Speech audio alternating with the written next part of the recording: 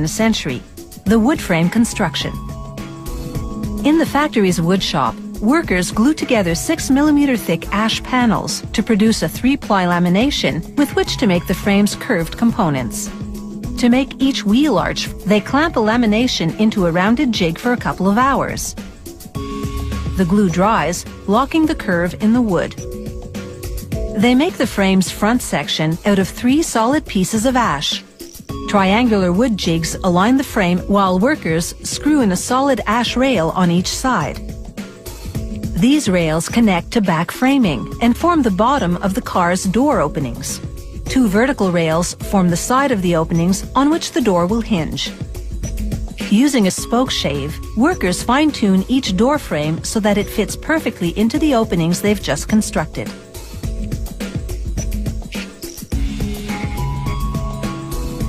Then they mount the door frame with strong steel hinges. They submerged the finished frame in wood preservative, giving the chemical plenty of time to thoroughly penetrate the pores of the wood. This will prevent the frame from rotting.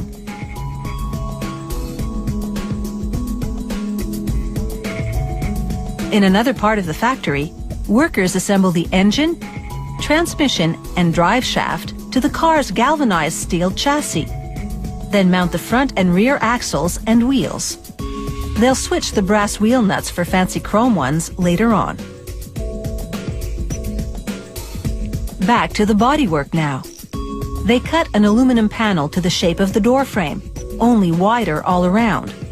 Clamp it onto the door frame, hammer down this door skin, as it's called, over the frame edge all around.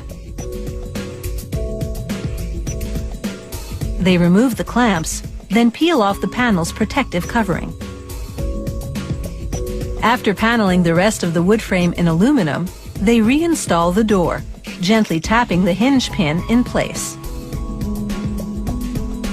Now they lower the paneled body onto the chassis. The only wooden parts not covered with metal are the rear wheel wells. Unlike the rest of the body frame, these are made of water-resistant plywood. 2 bonnets form the car's hood.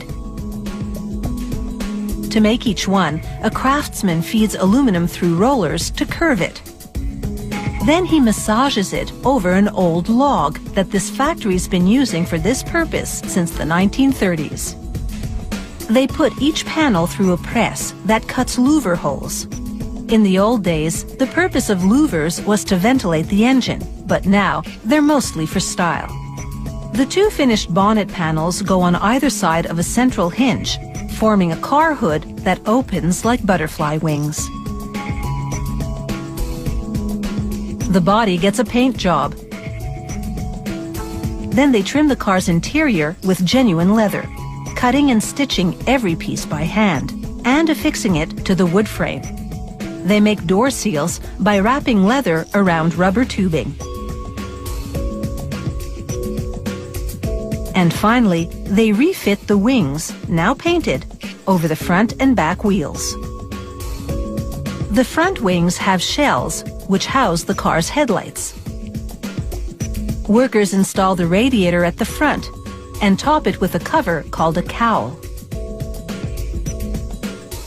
Then the electronic dashboard instruments, gear shift, windshield, mirrors, and of course, the steering wheel. They also attach the hood, handcrafted from either vinyl or mohair, to a tubular frame. After installing the leather-trimmed seats, they take the vehicle out for a test drive. Then, upon return, put it through a meticulous inspection inside and out. After a wax polishing, this fancy fusion of technology and tradition finally gets the green light.